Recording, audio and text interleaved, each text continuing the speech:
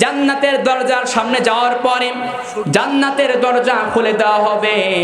জান্নাতের দরজা খুলে দেওয়ার পরে আপনাকে যখন ফেরেশতারা জান্নাতের সামনে দেখবে, তারা বলবে সালামুন আলাইকুম তিবতুম ফাদখুলুহা খালিদিন। আল্লাহু আকবার। শান্তি শান্তি, আসেন প্রবেশ করেন আর চিরস্থায়ী এই জান্নাতের আপনি মালিক হয়ে যান। এখন বলেন তো এই জান্নাত আল্লাহ কাদেরকে দেবে? যারা সারা মাস রমজানে রোজা রাখে নাই, চা স্টলের মধ্যে গিয়ে পলায়া পলায়া চা পান করেছে, তাদের জন্য জান্নাত?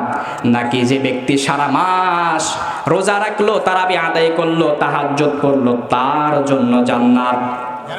কার জন্য জান্নাত? এই যে রোজা রাখলেন, তারাবি নামাজ পড়লেন, হালাল হারাম বেঁচে চললেন, হালাল হারামের কথা বললে ভাই মানুষের দিকে আর